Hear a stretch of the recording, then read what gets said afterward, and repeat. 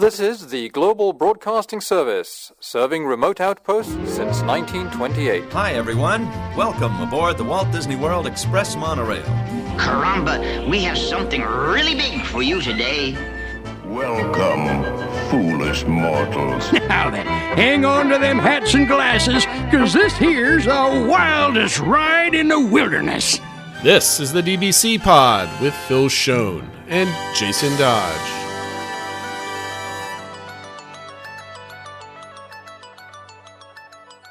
Hi, friends. Welcome to this week's Pod, the show for the week of September 29th, 2025. And this is what's going on in our Disney World. We've got a lot of games to play. It's kind of like an off week. We're recording this on a Saturday, though if you look behind me, my whole room is lit up like it's not dark. It's because we're doing this on a Saturday afternoon, about only 4.5 days since we recorded our last one.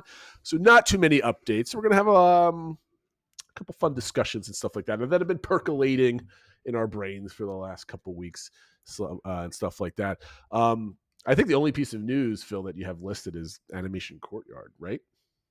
Yeah, it officially closed. It officially closed, and the walls have started to go up, and so they're starting to work on the revamp of that. It's kind of looks a little bit like I guess a tunnel of walls or whatever. If you want to get into the Little Mermaid show and stuff like that, but otherwise, yeah, it's work's underway. So hopefully, we'll see how long that takes for them to get it going.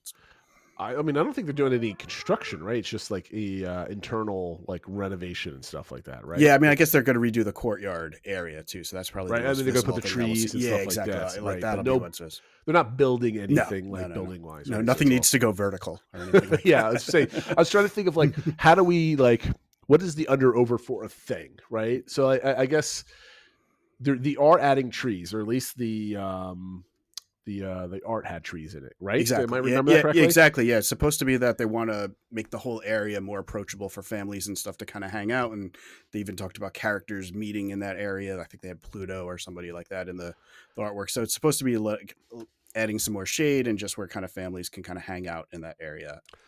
So then my question becomes, what is the under over until we see those trees, right? And this is supposed to take like a yearish or so to kind of do 8 months minimum, I would imagine. Yep. When do we see trees, Phil? What is our under over? I'm going to I'll give the under over. You tell me what your guess is. So I'm going to say under over May 5th. Okay.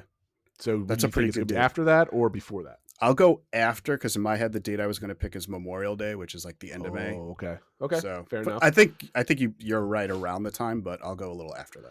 I would think I'm going to say before, only because I think they're going to want to do it before the heat of the summer, so the trees take. I don't know if that's even a thing. I was going to say, well, then they need to do it February 1st. By the time, yeah, exactly. Before it gets too hot. So anyway, Animation Courtyard, that's our construction update for the week. There's walls going up. Also, there's walls in Magic Kingdom. Yeah, there's some more. They added them around the river, just a little higher. I don't know how much of an update that needs to be, but it is what it is. Just a reminder of our social media accounts at the DBC Pod everywhere that you have social stuff. But more importantly, Discord. And if you're watching on YouTube, please like and subscribe. Leave a comment. Helps the show out. We really appreciate that. All right. So you had something. I think we talked about this at some point, sometime in the last 2 years. Yeah. It might have been 2 years ago. But you proposed something looking at 2026 calendar for some of the after-hour events. So what was the whole impetus behind this? Yeah, so that, I guess, was the other news item that came out this week, is that Disney announced the 2026 after-hours, at least the dates. We don't have, like, pricing exactly for each date yet and stuff like that, but at least we know when each of the after hours will happen at either Magic Kingdom, Hollywood Studios, or Epcot.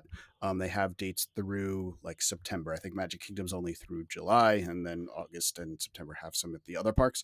But we talked about in the past, like, if after hours are popular and people like doing them and all that sort of stuff, could you do a trip where you just do after hours? Because the park tickets, no matter what they are the most kind of expensive part of your trip. And especially in the summer and that sort of thing where it's hot during the day and stuff, could you just do a couple after hours as your only park time and get a lot done, where maybe the per day is a little pricier, but you get a lot more done and it's just, a lot more relaxing. You don't need to worry about lightning lanes and stuff like that. So I kind of did, I took a 2026 calendar and I put like little boxes around all the dates that each of the after hours are to kind of see, are there any time frames where a bunch of them are together that you could go down for, say, a week and do all three of the parks? Do they have an after hours listed for all three of the parks during a normal vacation Mhm. time frame. So the conclusion I have is that if you want to do two of them, there are a lot of options. If you Yes. wanted to get all three in, it's a little tough. What I think worked out the best would actually be if you arrived the middle of President's Week in February. And then on that Thursday, you could do Epcot, and that Saturday has Hollywood Studios, and then the following Monday has Magic Kingdom. So you could all three of those within about 6 days or something like that. And that's not too bad. I mean, it's not. It's what like you can even arrive the same day because you're not going until Exactly. the afternoon, right? Yeah. But who wants to do that? So it would be. You said the first one's on a Thursday in February, right? I just Correct. scrolled down. Yeah, a yeah. bit. So that would be the looks like the 19th, right, on Yep. that Thursday. So you Yep. arrive on the 18th and you go home on the 26th, which is what is that? 6 nights? One, Yep. 2, 3, Yeah, 4, it'd be 5. a Wednesday through Tuesday. So yeah, 6 nights. Not too bad. I remember looking at this when they announced these. I guess it was 2 years ago, right? 2023, I think was the I think so, first yeah. year they were doing this. I think there was 1 week that it was possible, but I think you had to go for like 9 days or something Yeah. else like that. It was spread out. What do you think Disney's strategy here is to spread them out so you can't do these more often? Because there's no parties going on. It's the first half of the year. Yeah. Actually, it goes into August and September. It does get into obviously they stopped Magic Kingdom, but the others extend a little bit more. I assume it's just that they want people to not be able to just do this. They want them to do regular park days and maybe just as more of an add-on type thing. And also, I guess there are the deluxe after hours, so you have to kind of work around those dates, either Monday or Wednesday usually. But I think it's more they just don't want them every night of the week, and that people just do that. They want to spread it around a little bit, so it feels like more of an add-on to your trip versus just doing these. Are a lot of people going to paying for these after-hour events on top of a daily ticket? And these are not like annual pass holders or something else like that? I don't know. I mean, I think people are doing it as part of like their regular trip. They're not going down just for these, but it might be that, we'll do we'll do 1 day less of regular parks and we'll do an after hours at Epcot because that happens to be while we're down there or something like that. And if you were listening to Matt, the after-hours stuff at Epcot is not really worth it. Yeah, well, I did that with my son for our down and back, and I mean, it depends on what you're going for. If you're like, I want to bang out a ton of rides, it's really not great for that because there's only a handful of big rides. They're all at like half a mile apart from each other, Right. and they still carry like decent weights. So if you want to get just rides done, it's going to be an exhausting night, and you're probably not going to feel like you got a ton done. If you just want to be in Epcot and kind of chill out with the vibe and the music and everything like that with not a lot of people, then it can be great. But So you did some math here. So what does it look like cost-wise? yeah, so like I said, there's a lot of times where if you want to do just 2 of the parks, you can do that, including in, I was looking at June, but it also happens in July and August and stuff like that. That back-to-back nights, there is Hollywood Studios and Epcot. So if you want to just do those 2 nights, I picked a day in June that you could go down and kind of do what I've been doing of lately, fly down late on June 10th, which is a Tuesday, and kind of stay at, just an off-property hotel, something using points or just something you find cheap or whatever. Then you check into, say, an All-Stars or something for the next day. In the summer, there's going to be the water park perk, so you can go and get a free time at the water park. And then that night, there's an after-hours event at Hollywood Studios. So that's the Wednesday. Then on Thursday, the 11th, there's an Epcot one. And then you would fly back on Friday, the 13th, I think it was, or the 12th. Sorry about that. So you would be in the All-Stars from the 10th to the 12th. I know last time in May when we did our down and back with the guys, we got it for like $124 a night, even if we call it $150 a night. And same thing for the off-property hotel. That's like $450 for your 3 nights of hotels. And then the tickets, we don't have the exact price. I kind of picked the midpoint between where they were last year, which for Hollywood Studios is between $155 and $185. Epcot is between $155 and $175. I figured out that, like, say you and your wife wanted to go down or do like a one-on-one with one of your kids, so 2 people, so you have the hotels and then 2 tickets for each things. It came out to just over $1,100. So obviously you still need food and stuff like that. Sure.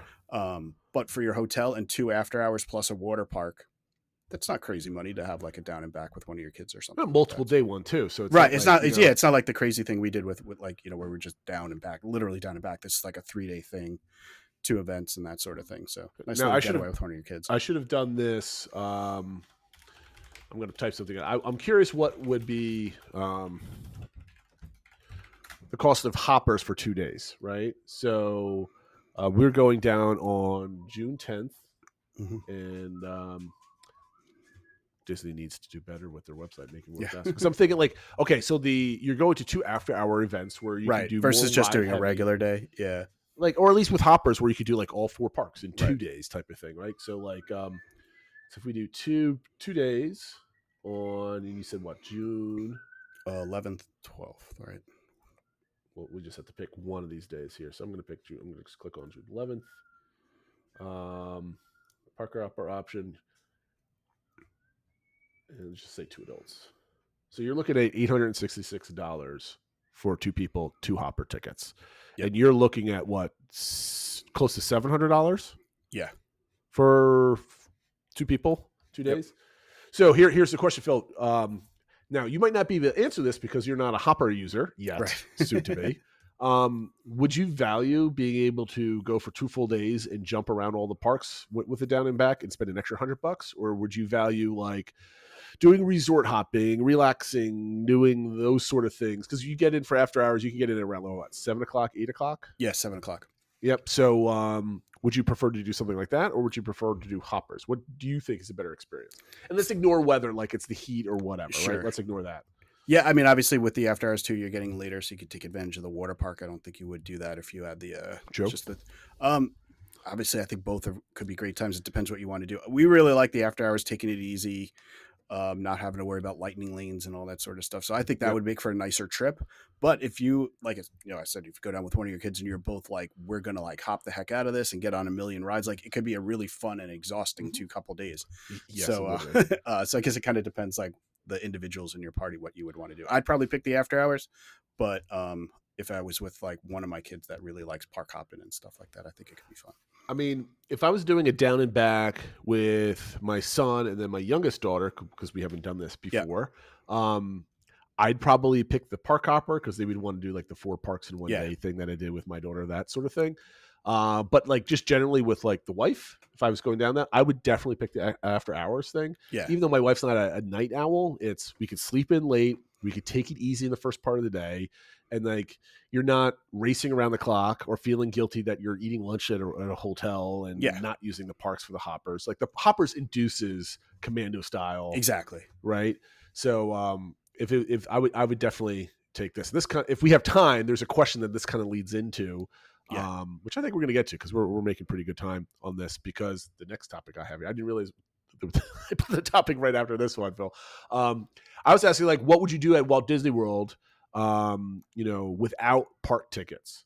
And I would allow for, like, if you go during a festival, like you want to get an Epcot ticket for like just festival stuff, like not to go on rides. So, obviously reasonable budget, Phil.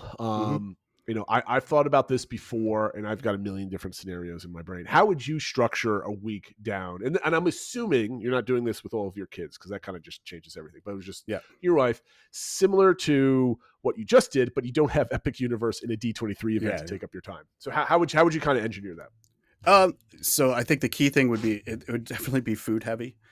We'd be picking a lot of like dining at restaurants and resorts and stuff like that we've been meaning to. Obviously spending time at Disney Springs and things like that. The other thing that we would definitely organize is a lot of like utilizing Disney transportation, kind of like what I did with my daughter on our down and back, where we went from like the Riviera down to the Caribbean Beach and all that sort of stuff. Let me walk you through this and ask you questions. Would you stay at a single hotel, or would you do a split or triple? Well, you talked about, you talked about like a week long. So we're there for 6-7 nights. If we're there for that long, I think I would split it up. Probably just 2. I don't think I'd want to be hopping around all the time. Okay. But experiencing 2 different things, maybe, I don't know which 2 I'd pick, but just to kind of. Well, what 2 would you pick? So I'd probably spend part of the time at Animal Kingdom Lodge. I think that, especially for no parks, that's definitely part of it. I don't know what I do for the other. I might do Coronado with all the food there and stuff like that. Like, it's a good resort, or either maybe that or one of the Port Orleans ones, because they're a little bit isolated as well. So those are the 2 that kind of off the top of my head come to mind. I would probably stay at Animal Kingdom Lodge, just because it's an amazing resort. I love the music. I love the vibe, everything else like that. You could go back to my trip report from last year, right? Then I would stay at another resort I've never stayed at. Yeah. So I would want to cross one off the list. My wife really wants to stay at one of the Crescent Lake resorts, so we'd probably do that. But now here's the question, Phil. You picked a moderate and a deluxe. In your mind, do you do Animal Kingdom as your first half, or you do it in the second half of your vacation? Where are you starting? Where are you ending your stay? Yeah. So we did do a split stay once several trips ago when it was just my wife and I, and we did a value. We stayed at Pop and that was when we were doing parks and stuff. So that was kind of our park every time. And then we ended at Animal Kingdom Lodge. So I'd probably do the same, wanting to end with the more relaxing types diet. But I don't know, since none of them have park time, I guess they're both sort of relaxing. So I don't know if it matters too much. I do like your idea of one of the Crescent Lake ones, because it would be nice to stay at one of the ones that has access to Stormalong Bay, and you kind of spend a couple days just at the nice pool. And that could be relaxing, and maybe end there. Kind of at Animal Kingdom Lodge is a little bit more of, not that it's not relaxing, but you're doing some of the scavenger hunts and tours and like kind of more activities and stuff like that. Whereas then you end it with a couple days at say Beach Club or something like that, and you're just like lounging at the pool with a cocktail in your hand for a couple days. And really no, that's fair. There. That's fair. So to me, I don't think it really makes a difference if I'm doing like Animal Kingdom Lodge and Crescent. Like I'd love to get into the, like, to me, and this is just my limited experience with Animal Kingdom Lodge, having stayed there only once, and not staying in, but the next hotel I would stay at would be my first time there, right? So like, to me, Animal Kingdom Lodge brings back memories. It brings back kind of getting into that Disney vibe, right? Yeah. Like, because I'm relating to that. I don't know if staying at, let's say, the Beach Club is going to get me Disney-fied right away. It could, right? You could walk in and be like, I'm home, this is great, but I don't know that for sure. So maybe Animal Kingdom Lodge just kind of gets me feeling like I'm on vacation sooner than anything else. So that's the only reason why I would pick Animal Kingdom Lodge first, right? My next question is, okay, so... Although, before you jump on, I just realized, like, the other option, and neither of us picked it, would be something like the Polynesian, where you could sail and see fireworks, like, on your first night and stuff like that. That's true. That might give you more of those, like, Disney feels, like make it feel more like a Disney vacation versus just a vacation on, like, night one.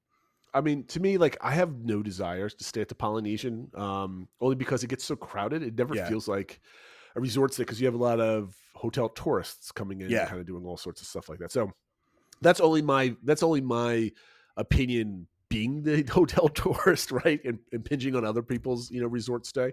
I kind of like the idea of it being less of a crowded, hotel type of thing. For sure. Yeah. All right. So we've got 6 nights, 7 days. So we have at least 5 days worth of like relaxation, right? We have the day that you're traveling in, and then the last day that you're there, you're kind of, I don't know, doing whatever. How are you setting up your mornings? Are you going to be, are we sleeping in and doing brunches every day? Are we sleeping in and just kind of getting to go stuff, like grab and go, and just sitting like on that balcony in your room at Animal Kingdom Lodge? Because I'm assuming we have Savannah views, right? Of course we have Savannah views, and drinking a cup of coffee. Like, how are you setting that up for each one of your mornings? I don't know. I'd have to think about it. I mean, definitely want to sleep in most of the days, although I'm kind of that person that gets a little antsy after, like, if that was the plan for every day, by like day 3 or 4, I'm going to be like, I'm just going to wake up and be like, we got to do something. Like, I can't just stay. So I don't know, maybe somewhere. But what are you doing though? Right? Like, I was trying to think of that. Like, I'd love to do some sort of tour or something. I'm just trying to think of any of the tours other than like the short ones at Animal Kingdom Lodge or something like that don't involve needing park tickets and stuff like that. But it really isn't. I mean, like, they're each, I believe, like each, some of the hotels, at least they used to, like Wilderness Lodge, you can get like a tour, right? They can kind of show you around type of thing. I don't know. It's like, for me, I'm not a big breakfast eater, but I get hungry by like 10:30, 11 type of thing. I like the idea of waking up and kind of going by the pool or eating breakfast in the room. And I don't need to go out for a meal, though I know I would love to do like Ohana for breakfast one of those days, because we had a really good time doing that. I can see my wife and I doing it, even though we don't have any kids with us, because it was just a really cool vibe in there. But other than that, I don't know of any other breakfast where I really want to like go out and do something at that point. So maybe we're identical in that point of view. Are you like running or exercising at all in the morning this whole time, or are you? Well, I don't do it now. I don't do it at home, so I'm not doing it on vacation.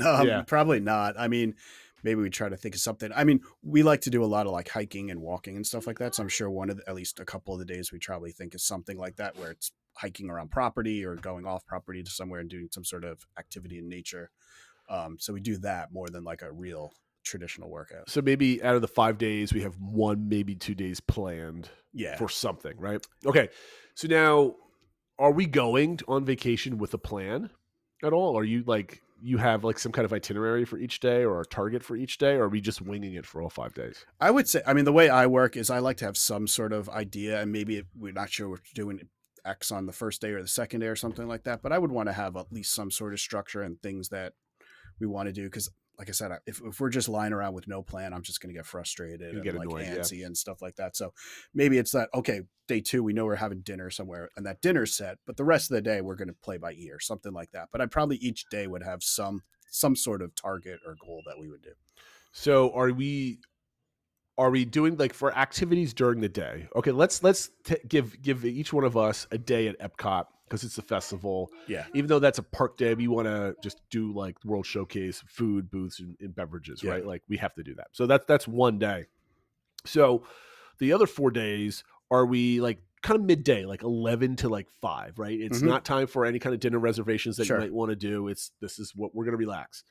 Out of those 4 days, because we're going to go to Epcot, are we like planning like, okay, this day we're doing a monorail resort hopping day, and then maybe the next day is a Crescent Lake hopping day, and then maybe it's another day at Coronado Springs if you're not staying there? Like, how are you splitting up those other 4 days? Yeah, Like, I mean, that's kind of what I'm thinking about. Assuming we're staying on property the whole time, we're not planning like, adventures off. No, we're staying totally Yeah. on Walt Disney World. So Resort. yeah, that's kind of would be in my mind. It's like one day would be like, yeah, around the monorails and that sort of thing, and then one day might be Disney Springs, and we take the boat up and go to Port Orleans and things like that. Like it would kind of be like, yeah, like picking a region of property and that we're going to explore that, usually using Disney transportation in a variety of ways. So we're definitely doing just exploring all the different resorts, right? That's what we're using most of our time. I would think so. I mean, but maybe one of those days though we would dedicate, especially if we're staying at like Animal Kingdom Lodge. I would probably have like, this is our Animal Kingdom Lodge day. We're going to do the activities here. We're going to hang by the pool and stuff, and we're not going anywhere.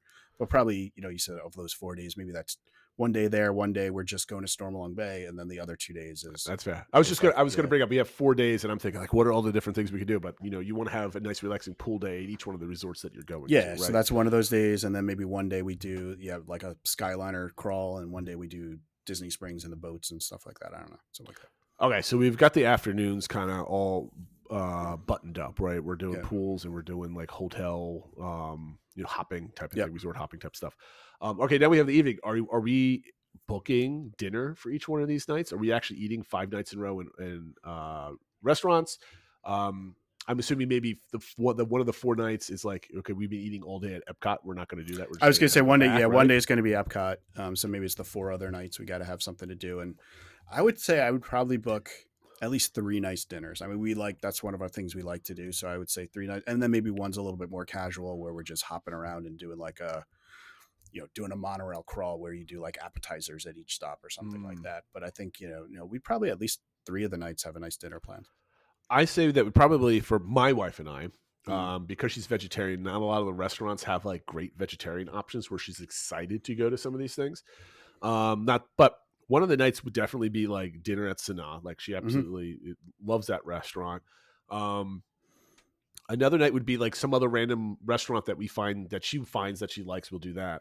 But when we were at Animal Kingdom Lodge for our adult only trip, we spent one night where we were just going back and forth to Mara and grabbing like snacks and whatever, and had a bottle of wine. We just sat at the pool for like 4 hours and just kind of hung out, and that was absolutely fantastic. So I would say I would like to have 2 nights, I think, where we just sit by the pool and kind of just like relax and kind of hung out. That, to me, I think that's a good one too, because I know one time when we were staying there, we had some friends visit us. We got Sanaa to go and ate it out by the pool and stuff like that. So that could be a nice. We made the mistake where we got Sanaa to go also, but we ate it in our room, and it was just not the same. We should have bought it somewhere else to sit around, but no, I think I would space it out. So like, let's say the first day you do, I don't know, the monorail resorts and kind of hop around for that, and then we would do the pool at Animal Kingdom Lodge for like dinner. We could chill out there, right? And then the next day we would do like Animal Kingdom Lodge, sit the pool all day and relax. And then at night we go somewhere for dinner, wherever it might be. And then the inverse somewhere else, right? The day that we do the pool is the day we go somewhere for dinner. And the day that we do resort exploring, we do, the pool at that, whatever second resort, whatever, beach club, yacht club, whatever it might be. Right. All right. So are we doing, okay. So now we're doing resort hopping. We're hanging out at the pool. assuming that we're not at like the Polynesian where we can watch the fireworks at night, are you going somewhere special each evening for fireworks? Are you doing like, I definitely have to do like California Grill so I can get that package, or I have to go to the Polynesian so we can step out and see the fireworks? Are you purposely going somewhere for fireworks at all, or do we not care about them? Not every night. I think 1 or 2 nights for sure, whether it's California Grill, whether it's just eating, Wailulu and watching from out there or something like that. I would say of the 4 nights, we probably want to watch fireworks 2 of them. Okay, we're watching it from the Polynesian. Where else do you want to watch it from? I'd have to think about it if there's a good one. There's stuff around Crescent Lake that you could then go out and watch. I get watch Luminous or something like that. Apparently, Topolino's, I guess they do pipe in Luminous for there, so maybe that's the other night or something like that. I would want to mix it up. I'd probably do 1 night for Happily Ever After and 1 night for Luminous. That'd be cool. I like that. So we've basically just planned a vacation that's supposed to be spontaneous, but now we just planned it all, so it's not spontaneous anymore. So yeah, I mean, like I said, I always like having meals planned, but I guess that's why it's nice to at least 1 or 2 nights maybe not have a meal plan, and those can be a little more spontaneous. But I would say more of the daytime stuff would be a little bit more like, are you ready to do something? And once we're doing it, it's like, do you want to keep going? Are you done? Or what? Like that type of thing. It's a little more loosey-goosey, but I need to have a little bit of structure, at least some goals that we want to accomplish. So what are you doing most nights? Like everything closes pretty early on property anyway. Yeah. Is every night like an early night for you? Or like, are we like, let's say we have our 7:00 meal and it's done by 8:30. We're back at the resort. It's 9. Are we going right to bed? Or are we like still hanging out? Are we doing like, drinks at the lounge? Like, what is your speed? Yeah. What are you thinking like that? Yeah, we're not like out till like 2 a.m. or anything like that, but we're probably like most Unless nights. a friend invites you to Animal Kingdom till 4 a.m. But yeah, I don't know, maybe we'll go to Yeehaw Bob or something like that one night, or just hang out at the lobby bar or something like that. I'd have to see how late the pools are open. We could do some night swimming or something like that. So I think we'd probably do something like that, but probably not past like 10 or 11. We're old. We don't. Yeah, no, I'm with you on that one. So no, I think a combination of just like pool time, and I really love resort hopping, especially when there's like no evening like task that we have to go to. Like one of the things that I didn't like about our last big family trip a couple months ago was, even if we had a day where we're just kind of like relaxing, we still had like that 6:00 thing that's just looming over you. Like, okay, we got to go back and do all these type of things. I would probably, unless there was some meal that we just had to have, and just, that's why we make the ADRs, I would like to say like, you just roll the dice, see what's available, and if not, figure it out. I mean, the one thing that's nice about now is that it's not like every place is booked up. Right? No. So if you want California Grill during fireworks, maybe book that in advance. But like other than that, you can probably get in like somewhere on Crescent Lake or somewhere on. You're finding something. Yeah, you're finding something, like no issue, even a nice place. So. Okay, so I think we're a week at Walt Disney World is definitely doable when you don't have park tickets. Now, I think we have to make a rule that if you're at Epcot, you can't go on any of the rides, right? You're just there for enjoying yourself, or you're just now cheating at this whole thing. Obviously, you're down there with your wife. She's going to make you go on Living with the Land, so like she's going to force you to cheat on the rules of this. But I mean, we have to allow it, right? I think so. I think that's fair. Yeah. All right, so this week's game, we're going to move on to our game. We really like the overrated, underrated format. We did used to do perfectly rated. What was it? Perfectly rated or properly rated? Something like that. Yeah. But that's not fun. So this week I chose the underrated Disney park strategies, right? So if you go on YouTube, there's not too many of them out there anymore these days. But maybe that's just my bias, and the algorithm's not just feeding to me anymore. So who knows? But like you constantly see like it used to be like Disney Food Blog, All Ears still kind of do some of these things, but all these have like, this is how strategies for early morning, or touring plans, how to get the most rides in the first 30 minutes of park open, those type of things. So you see all of these strategies people talk about, how to plan your day. And Phil, I remember when we started this podcast 5 years ago, we're like, there's not enough families and stuff making podcasts talking about those strategies. Right. We're like, we're aging out of that now, right? And we're that's a young man's game. Yeah. So we're no longer doing a lot of that stuff. And because we've been to the park so much over the last 5 or 6 years that, our priorities change and things like that. So I'm really interested in finding out what our overrated, underrated strategies are going to be. So, Phil, do you want to start with over or underrated? Why don't we do overrated? Overrated. So what is your first overrated park strategy?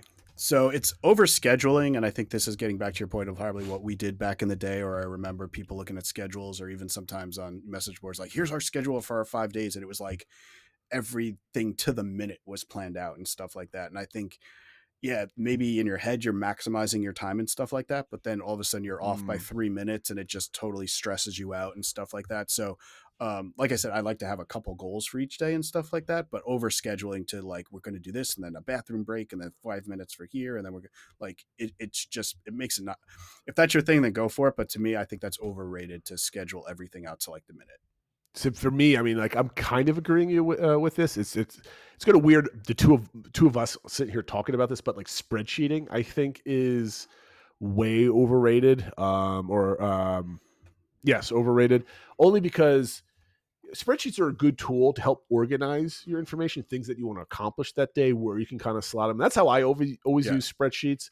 They're basically like an itemized list. I never did anything other than morning, midday, and evening, and put in slots. Yeah, that's exactly what I usually have. The meals, like I have like breakfast, lunch, dinner, then morning and afternoon, and like an evening, or what are we doing? Yep. And I've even stopped doing like where all of our meals, even like the quick service meals and all this other stuff, like I've stopped doing that. Like, let's know a couple different options we can select from and choose one of those in the minute, but then otherwise let the vacation and the vacation breathe. I think we should write a book, Phil, Vacation and the Vacation, because this is all over everything. What's your next overrated thing? Yeah, so this a lot of people have this strategy that they have to do rope drops. So I call it rope drop or bust. That they feel like they have to do that every single day and take advantage of the early entry and just like, that's how you get a whole bunch done and that sort of thing. And like, if you want to do it and that's like your plan for the day is to like get everything done and maybe take a midday break, go for it. But like, you have to get away from that feeling like you have to rope drop every single day. Cause I feel like by day 3 or 4, you're just like, it's going to feel like such a chore to get everybody out of bed and ready to go for rope drop and stuff. So like I said, if you want it, a day here or there, you want to go for it, then be my guest. But kind of don't feel like it's the end all be all that you have to do it each day. I mean, if I'm talking to a family that's never been, I'm going to say you definitely want to rope drop one of the days if you're able to do it time wise, because I think it's very, very important. But for somebody being there for their second, third, fourth plus time, rope dropping should be because you enjoy the rush in the morning, or you enjoy being in the parks in the morning. Because my wife and I love being rope dropping Magic Kingdom and just being in the Magic Kingdom for like the first 3 or 4 hours that it's open before it gets mobbed with everybody. We just really like that time of day. So Magic Kingdom is like rope drop or bust for us, but not because we could do a bunch of rides, but because it's more pleasant, we think. But yeah, you're definitely right. Like, rope dropping is overrated. That the value, like, people start thinking about value way too much. And when you start putting a value on the minute or value on the hour, you start to lose a little bit. Yeah. Even though I have spreadsheets about how much per minute it costs to be in the parks and all, like, we have all the math. It's just like, you shouldn't have to ruin your experience being, Well, I remember it reminds me of like what we talked a little about a while ago when Len Testa had that thing where he went to Animal Kingdom. He's like, I was there at 6:30 and like got in there and we blah, blah, and I was all done by everything by 9:30. It's like, okay, great. Then what do you do? Like, yeah, like you like got up at 4 a.m. just so you could be done with stuff by 10. It's like, okay, like, great. Yeah, it's not good. My second overrated one is the Lightning Lane multipass stressing, right? So this happens all the time with people who have never used it before, right? Or last time they went, they didn't get to use it, but now they're going to be ready for it. People stress out way too much the 7-day mark or the 3-day mark. They stress too much about the day of, like, I didn't get this, I didn't do this. I'm like, look, the piece of advice I give everybody is know how it works, so you're not spending like brain power figuring it out on vacation. Right, sure. So go watch the videos. There's plenty of good ones on YouTube where tell you exactly how to do everything. So know what you're getting yourself into. However, don't be sitting there on your phone making like all these plans. I've done that, and that's a huge mistake because it just basically runs your life for that day and ruins everything. Don't be stressed out about it because there's really nothing you can do about it. There's such limited inventory anymore these days that it's like if you miss something, you miss something. And if you just want to sit there and refresh for like 40 minutes, you might be able to get what you're looking for, but your head is now in a phone for 40 minutes doing it and you're wasting battery power. I mean, so we don't stress about it. We did a lot of that with Genie Plus where you could only carry the one. And I felt like we were always like checking like, okay, we're going to be able to book our next one in 20 minutes. Like, what do we think is going to be available? Blah, blah, blah. With the new one, it's like you're always carrying 3. You just tap in, you go in, and like I did it with my daughter down there. It was like, just pick something right away. Like I was on and off in less than 30 seconds. And it was like, you pick something that's available and move on with your life. Like, yeah. I mean, I did the same thing, and it's kind of like, it's funny because I'm stressing that I don't have enough to do or enough control over it, which is ultimately good because that means you have more time to enjoy yourself. You don't have to be sitting there staring at your phone. But the first couple of times I've used it, when it became multipass, it's like, I'm expecting to have to like play with it more or project manage it more. But because you have those 3 tracks running, it's just kind of like, you're done. Like, go have fun. Stop staring at your phone. So as much as people hate it, I think Disney has a decent medium here where it's enough that you can play in your day, but you don't have so many options where you constantly have to battle it and plan. Right? I agree. I mean, no system's perfect, and it's certainly not going to be perfect for every guest, but I think they've probably done about as good a job as they can. And obviously it sucks to have to pay for it, but it is what it is. And I think they're at about the best spot they can be. And you don't have to have a good time. You don't have to have multipass to have a good time in the parks. Right. Absolutely. We did it when we were down there. You get on a couple. It depends on the length of your stay, right? Like if you're there for a short amount of time, you only have one shot to Magic Kingdom. It's worth the money. But if you're there for multiple days, or you have hoppers or whatever, go do the rope dropping, get a bunch of stuff out of the way, take a break. Because once you hit midday, like everything else is basically set up for the rest of the day. Like you don't have to really worry about it. What's your last overrated? My last overrated is over focus on wait times. I think sometimes people are in the park and they're like, oh, they're over in Tomorrowland or something, and they check, wait, Pirates is only 10 minutes? Okay, like, but by the time you race over to the other side of the park, it's up to 25 minutes or whatever. And so I think just like, obviously keep an eye out and see where trends are going and that sort of thing, and kind of know what's a good wait or not a good wait. But like, don't like focus so much like, oh, this has the shortest wait, that's the best use, that's where we should go next. So just kind of use it as a guide and that sort of thing, but don't focus too much, don't hyper focus on wait times. I agree. Sometimes the wait times dictate what you do. I think other than make like a ride is a 2-hour wait and you're not waiting for that, but if like a ride is within a certain parameters that it's worthwhile, just get in line. Stop stressing out about like, if I come back in 3 hours, it's gonna, it's gonna be 10 minutes shorter or whatever. Just go online. Exactly. Just like, you're here. Go do it. Right. You're gonna spend 10 more minutes, like you said, walking somewhere else to get on an equally long line. Exactly. Just kind of hang out. My last one that's overrated is park after hours. Right. Mm-hmm. A lot of people stress out about the calendar. Like, I'm booking a deluxe. I don't know what night is the Magic Kingdom night, which night's the Epcot night, and all this other stuff. I don't think it's worth stressing out about. Right. It's a good perk, but don't let it drive your vacation. If you kind of get what I'm saying, like it's if it's there, use it. If it's not, like, don't try to change things around just to hit it, because I don't think, like, especially for like Epcot, I don't think it's very much worth it. And I'm talking about like the deluxe stuff or even the after hours parties. I think they're good for like if you're down there for a short time and you want to spend the money to kind of get after hours, like just lines. Yeah. But if you're there for like a longer vacation, I don't think you should fret about it. I think the whole thing is overrated for a park strategy, in my opinion, for the little time that you're in the parks, because you're there at night, which is great. But a lot of the stuff in the parks is closed too, right? You're not getting a lot of the shows, a lot of the food's not there, that sort of thing. So you're not getting a lot of the stuff, but you're gaining shorter waits. So you kind of got to weigh it. So in my opinion, I think it's overrated. All right. So underrated Disney park strategies. I should have said like Disney resort property strategies rather than just specifically the parks. But what is your underrated first one? Yeah. So this is kind of counter or the opposite of my rope drop or bust one. It's sleeping in. I think, again, not that you want to sleep in every single day, because you maybe you want to take advantage of low weights at the morning, or like if for you guys for MK or for Animal Kingdom or something like that. But like, there's value in sleeping in and letting people sleep and not forcing them to be awake when they don't want to be awake and stuff like that. And I just think sometimes people are like, and I do it too, when I'm sitting there and I'm like, my kids are still sleeping and I'm like, we're wasting money or whatever, that sort of thing. So sometimes this is a note for me as well. Yep. But like, yeah, just sleep in, let people refresh. Like it is supposed to be your vacation.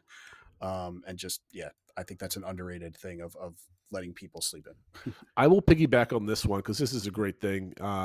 Is staying in the park till close, right? It's kind of the inverse of that. Mhm. But I think what's important is on your Disney vacation, especially if you had like a really long day the day before where you're in the parks the whole day type of thing, sleeping is important in obviously getting your rest, refreshing yourself, regaining energy. But when you're staying on a longer vacation where it's like a week or more, like 6 to 9 days, let's say, to have a moment where you could just kind of stop, you don't have a schedule in front of you, and you could just take a break and just kind of process your vacation. Like I think back to our last vacation, we had a couple nights where we were just sitting at the resort. The kids were swimming, we were having snacks, and we were just kind of talking about our day, doing whatever we wanted to do. And you could do that in the morning too. Like we're going to the park at 4:00 today or 5 or 1:00 to whatever it is. But the whole morning you can hop in the pool, you can sit by the poolside, you can kind of just be lazy a little bit, get a cup of coffee and sit outside, something. I think it's very important to be able to collect yourself and just kind of be rather than constantly be on the run. So that's a good one. And also, I think even if you were planning on being up early, but you just get that sense that the kids or whoever need, or even you need a little bit more sleep. Like if instead of getting to the park you wanted to be there by 9, but you don't get there till 10, your whole vacation's not ruined. Like, yes, that sort of thing. My first underrated one is park hopping / like a midday break, right? Now, I'm not calling about napping. I don't think anybody should be taking naps on a Disney vacation unless you absolutely need one, or you're an infant, obviously, right? Oh yeah. The park hopping allows for good midday breaks because I think it's very important if you have a longer vacation that you take midday breaks, not just because you need to go sleep and regain energy because you're just doing too much. If you are an adult and you're not a senior or a infant where you get tired more easily. I don't know who I just insulted there. Probably insulted somebody. You should not if you need to take a nap in the middle of the day, that means you're doing too much, I think, right? That's a symptom of doing too much the prior days, most likely.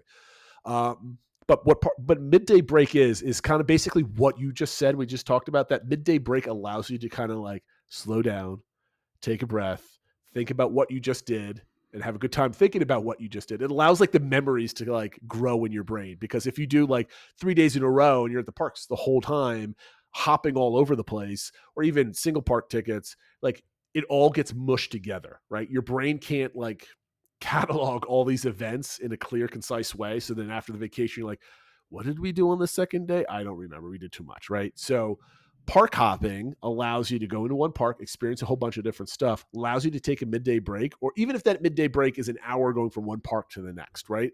It allows you to sit down and then force yourself to think about something else or talk about what you just did. So I think park hopping is underrated only because it allows you to have those midday breaks and it doesn't feel like you're wasting your time at the park, right? It's a whole psychological thing. It doesn't make like logical sense in from like a logistical point of view, but like it makes your day feel longer. It makes like feel like you're doing more in a single day. So park hopping, I think, is underrated.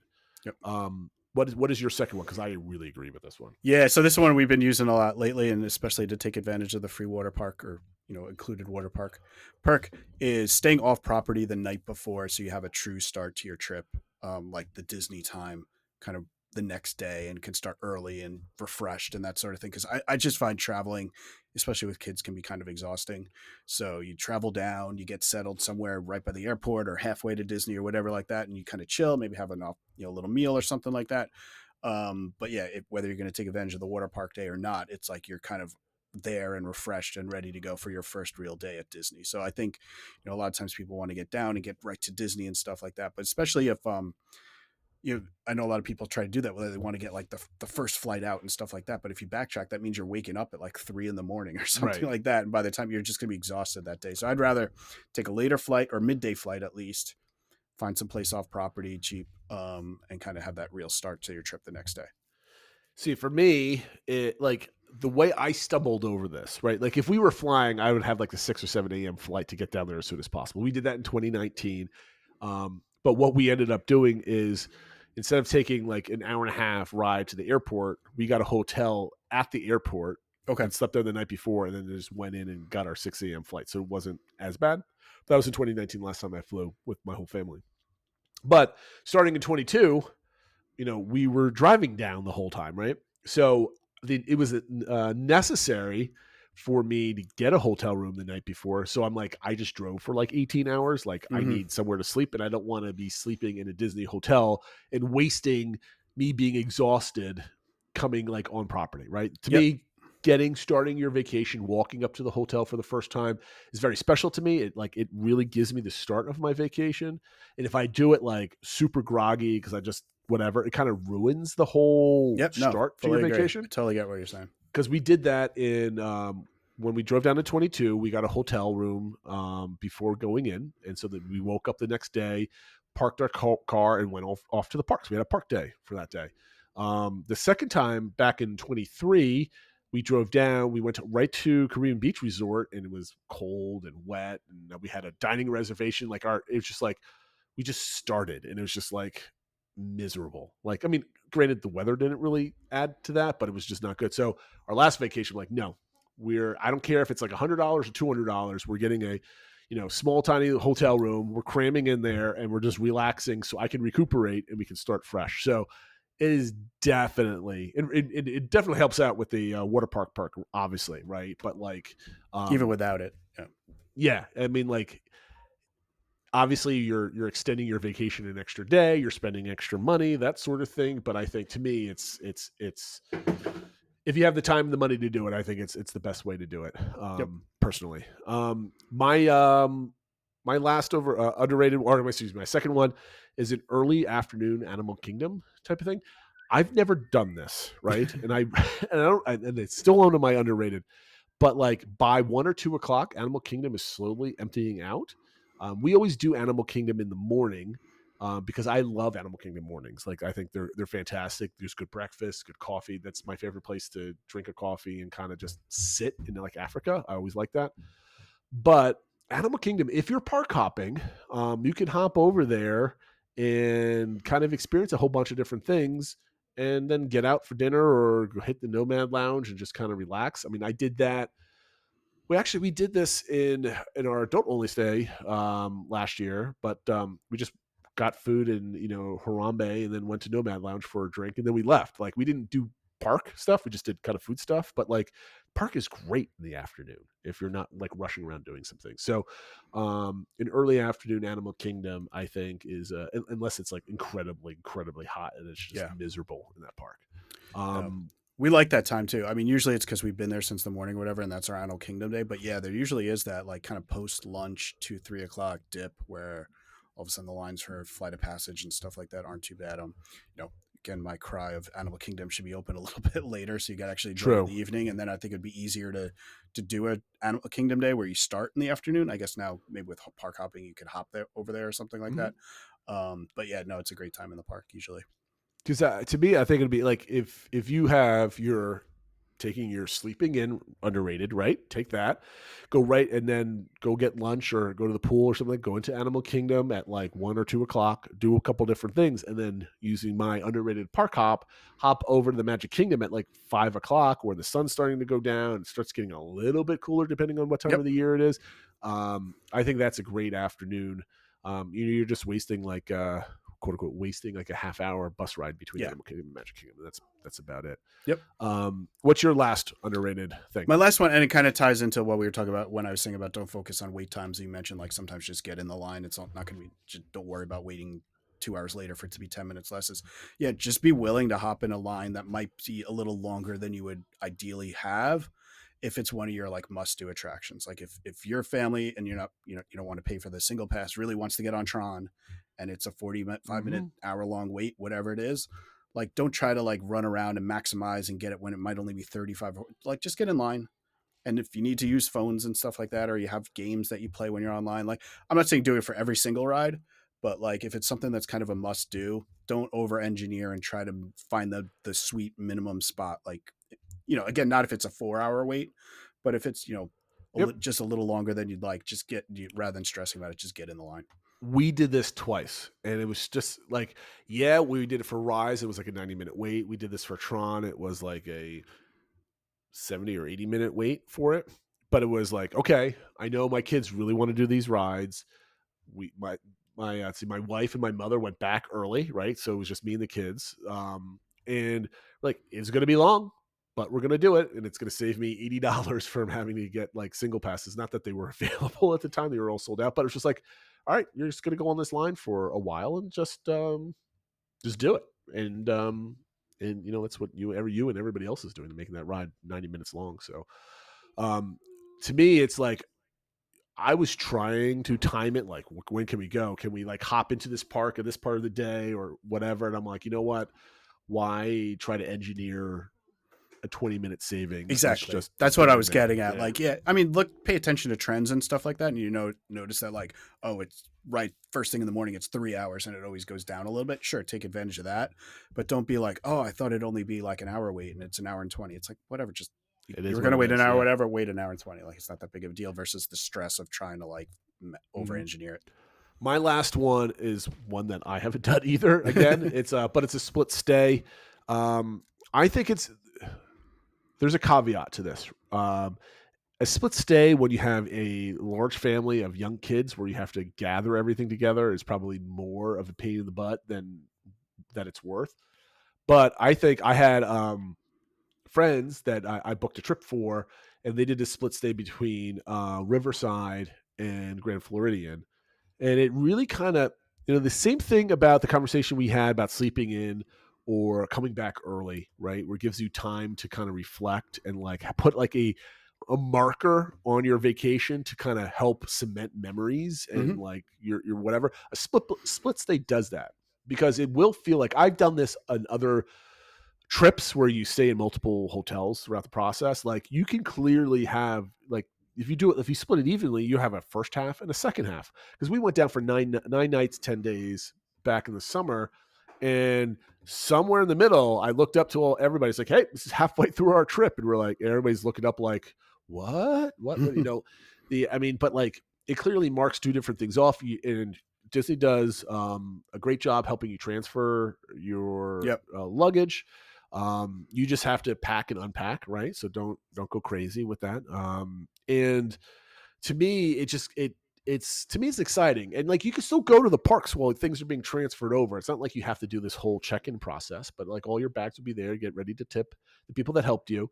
And I think it's underrated. Not to say that you have to be like, okay, I'm going from Pop Century to Art of Animation. I'm not sure what that gets you, but like, going to somewhere else with a different theme, that type of thing, like going from Caribbean Beach to Riverside or Coronado to, French Quarter or something else like that might be really cool. We talked about like, and the deluxes. Yeah. I think it's important to know that like, it doesn't have to be a deluxe for a split stay to be good. It could be a moderate and a deluxe. It could be two moderates because all the moderates have distinct themes that it's going to feel different. I don't know if Pop Century and Art Animation is going to be enough to make it feel different, or any of the All-Stars, but like, if you're staying in a moderate level hotel and that fits your budget, why not switch them up if you can find accommodations for both? I think it's kind of exciting. And I wouldn't recommend this for first-time goers. This is my third time going down with my family. No, that's good. Right. That's a good thought. Yep. Because, if somehow you're a first-time goer to Walt Disney World and you found our podcast somehow, and we've kept you entertained through all these episodes, don't do a split stay until, you know what you're doing down there, and you can how to be comfortable with everything. Yep. All right. So that was our game, over or underrated. Phil, you tallied up. We were talking about this. Do we want to go back and look over our engagement from 2 weeks ago where we rank Epic amongst the four Walt Disney World parks? Can we do that real quick, you think? I know I wanted to talk about this more, but now we're butting up in an hour. I thought this show was going to be 30 minutes, but of course, of course it's not. As usual. Yeah, let me go through quick. Like you said, we talked a few weeks ago where after my Epic trip report, where does that kind of rank? Where would I rank that compared to the 4 Walt Disney World parks? And so we asked the community to kind of do the same thing. And obviously not everyone's been to Epic yet, but based on just what they've seen, where would they rank it? And we asked people to do it overall, and then thinking about just food and beverage, because that's one thing that stood out about Epic is compared to a lot of the theme parks, it has better and more varied food options. So we had a great response to this. So I thought I would just kind of tally it up and see where the scores came in. So overall, and I think we can tell the influence, at least I'm having on people, because the number one ranked park overall was Epcot. That was, there were 3 that were kind of close, and then the other 2 that were further away. So Epic came in first. Epcot came in first. Epic came in second, and then the Magic Kingdom came in third, followed by Hollywood Studios and then Animal Kingdom. We also asked everybody, if you had to skip one, which would it be? And not surprising, it was the 2 lowest ones was basically that you'd either skip Animal Kingdom or Hollywood Studios. Although we did have one person who's a local said they would skip Magic Kingdom, but I think that's probably just when you've been there so much and you don't want to deal with the crowds and getting to the park and parking and taking the monorail or whatever. And then when we asked about for dining, so for food and bev, where would it go? The only interesting kind of thing here is Epcot still was number 1, and it was kind of further ahead as number 1, but Animal Kingdom actually came in second. So I think a lot of people in our community recognize how good the food options are at Animal Kingdom. Epic came in third, then Hollywood Studios, and then Magic Kingdom came in last. So I think not surprising, but it's always interesting when the data kind of backs up what you qualitatively think about things. No one's going to the Magic Kingdom for food. No. Yeah, so, the highest score it got from anybody was third. So do you think I know Cars Piston Peak is not going to have any food options associated. Certainly not exactly. Right. Yeah. But Villains is going to have a restaurant. Yeah. More likely than not, like a full sit down restaurant and a quick service restaurant. And maybe a lounge too. Does that, with the addition of Beacon Barrel, and then whatever they put in Villains, let's say they do put all 3, a lounge, quick service, and a sit-down restaurant, a very nice themed lounge and restaurant, does that uptick Magic Kingdom's food availability at all over, let's say, Hollywood Studios? So that was my first thought, was I think it could. The only flip side to that is that it's also going to potentially have some upgraded food with Monstropolis coming, right? Well, that's my question, right? Like, yeah. I'm trying to ignore, like, this is all new stuff, so let's go where all the new stuff is. But I don't know. If they put a high, I mean, just like Harryhausen's, if it is like a nice Asian restaurant with sushi and stuff like that, that's going to elevate Hollywood Studios as well. So I feel like Magic Kingdom has some catching up to do, and the others might be moving ahead of it as well. So, but I think Villains could definitely help, because now you have, we like Skipper's Canteen, and there's a few other snack carts and stuff like that. So if you have another area that's got good stuff, I think it could help. But I think the problem with there is like some of the higher end stuff, like, or the, I guess, pricier stuff is like Be Our Guest and Cinderella's Royal Table, which seem more about the theming than the food and stuff like that. So it's kind of like, it's going to be hard from when you're thinking about quality of food standpoint for it to really catch up to the others. If they got rid of the prefix menu at Be Our Guest and put lunch back in there like it used to be, that would help a lot for sure. That would help the scoring quite a bit. Yeah. And if they upscale Tomorrowland at some point in the next decade, I think that's going to help quite a bit as well. Yep. Agreed. So this week's DBC engagement was, under an overrated Disney food takes that we had last week. We had a lot of people chime in here, Phil. So where do you want to start? I'll just start running it down. First, we had a music life for me. Just listed 3 times that the turkey leg is overrated. Although my comment was like, is it overrated, or is it just like nobody should get it? So the fact that anybody's even buying it makes it overrated. But I don't know too many people like say about how amazing it is. It's just kind of something people get. TL Madden said that his hot take for overrated is popcorn. Just because it's like not even just popcorn buckets, but it's like, okay, it's just popcorn. It tastes the same as everywhere else. But obviously it's like a lot of things, having it while you're walking down Main Street makes things taste a little bit better for some people. His hot take for underrated though is Docking Bay 7, which I agree with. I think it's, some people think it's like too exotic or something like that, but usually it's just like normal food, like cut into a different shape and with a weird name. It's not really like anything out there. But I don't know. You don't hear a lot of people talking about it. That's true. It's always crowded when I go in there. So it's, I mean, like, I don't know if it's just like, it's the default place to eat something at that part of the park, but like the food is good when I go in there. We got in there. I'm like, I ate everything up in front of me. I really liked it. So I thought that was a good call by him. Mama 6 said overrated was Dole Whip, and she said, sorry, it's just not my favorite. I know a lot of people love Dole Whip. I think it's overrated too. I mean, it's delicious. Don't get me wrong. Like you put a Dole Whip in front of me, I'm going to eat the whole thing. But like, to me, it gets so overhyped. I know it for you, it's tied to nostalgia and memories and all this other stuff. So that's But for a food thing, it's just like, to me, it's pineapple soft serve. And I do also think that, at least before, it felt like the only place you could get it was like Disney or Hawaii, but now it's like every place has it, so it feels a little less special. So I agree with that. Now, underrated, she said the funnel cakes at Sleepy Hollow, just getting them topped with berries and whipped cream and stuff, and I guess they have a new pumpkin spice one coming, so funnel cake from there. I've only gotten funnel cake from the American Pavilion. Yeah, and it's, I'm a sucker for good funnel cake. Yep. Doxy said overrated is Mickey pretzels. I think it's the same thing like the popcorn thing. It's like, just because it's in the shape of Mickey doesn't make it taste any better. But then she put underrated, and somebody else agreed with her, was the maple popcorn in Canada. I think a lot of people sometimes. Was that one of my underrated ones? I think so. I want to say that. Yeah, that maple popcorn's good. Yep. Ryan W. also said Dole Whip as the overrated one. Underrated is the Cheshire Cat Tail at Cheshire Cafe. And he also added that his wife would say the pepper jack cheese pretzel at Magic Kingdom. The only thing I've ever gotten for the Cheshire Cafe is coffee. I've never gotten the food items. I almost got the Cheshire Cat Tail because I've heard about it, but yet another trip to find out whether it's underrated or not. Herdy Maniac said underrated is the nachos at Splitsville. I think Splitsville overall, the food there is like way better than you think it would be for a bowling I've heard alley. this from so many people. Yeah, so I think overall it's like people don't think about it, just because if you're like, well, we're not going bowling, so why am I going to go there to eat? But the food there is just good. Overrated, he said the salmon at Flying Fish. Like, okay, I didn't know that was a specific thing that people really loved or something like that, but maybe he's local, so there might be a thing about that, right? Yeah, so I'm just not aware of that. I mean, I know Flying Fish overall gets praised as being like a great. I've never been, place, so I can't. So maybe it's just compared to the other things on the menu, the salmon was a bit of a letdown. Okay. Lumpy said the burgers at Sci-Fi. And I also would add that T.L. Madden and Brett 3-Day also talked about kind of agreeing with this comment, or my comment about Sci-Fi being overrated, which I was a little surprised about. Like, I thought I was going to get a lot of heat for calling it overrated, but it seems like more people agree with me than I was expecting. I mean, like, to me, it's just like I've heard more mediocre stories about Sci-Fi, and maybe it's one of those things to kind of run its course. I just remember when we like back in the day when you had to book everything 180 days out, like Sci-Fi seemed to be an absolute must do for so many people, and maybe it's kind of one of those things like everyone's done it now a few times and it's like it's kind of run its course type thing.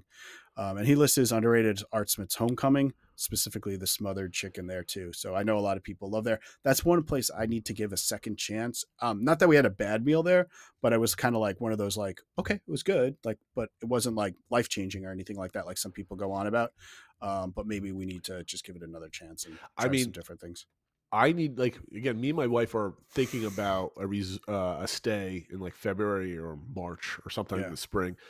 And I just want to do like a foodie thing, and I would love to try Homecoming, but like there's so many different options. Like it's basically paralysis by analysis for a lot of these things. But that's one of the things that's on my list eventually. Yep. And then last, Kisco Falls Railroad, Mike said his underrated, and everyone agreed with him after he posted this, is the breakfast at Sanaa. Everyone obviously talks about, lunch and dinner there and stuff, but they do have breakfast, and it's kind of like sort of a combination of table service and quick service. Like you sit in the restaurant, but you order quick service style. I meant to do that one time when I went down with the two kids and we were staying there, and it's just we had ordered like food to the room at one point that we still had to get through type thing, so we didn't make another trip for breakfast. But that's definitely on my list of wanting to do something. I never even thought that this was an option for no reason whatsoever. Yeah. It's just like it doesn't. I'm like, that's where you go for bread service for dinner. Exactly. Like, I'm not even thinking breakfast, and I'm like, man, a nice slow breakfast that's not Boma where it's crowded and hectic and kind of thing, but more of like a slower paced breakfast.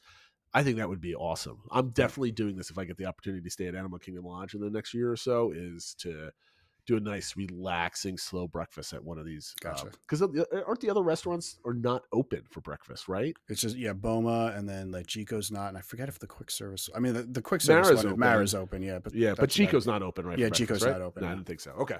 Very good. Okay, so next week's DBC engagement is going to go with our underrated and overrated theme again. So, what are your underrated and overrated touring strategies for the parks? We're going to. I wanted to broaden this, but we're going to keep it to just the parks strategies for the parks. Which ones are overrated? Which ones are underrated? And they can be for whatever reason, right? They can be ones that because they don't work or they don't work well, or they just like it's a waste of time to do it this way, or that type of thing. So everybody put theirs out in Discord. Remember, everything's on Discord. You join the conversation at any given point. Phil, sounds like I forgot to do something. No, I think you're good. You made a remark. You made a sound saying that. No, I was agreeing totally with you. It was just to be bumming that, out. No. Okay, very much. Okay. The show has ended. Phil is on assignment this week, but we will be back next week at the right time. You wouldn't even know because it's going to come out like on Tuesday anyway. But if something were to happen this weekend or on Monday, we're sorry, but we recorded a lot earlier this week because of travel. That being said, thank you for watching and listening, everybody, and we'll catch you next time. Take care, everybody.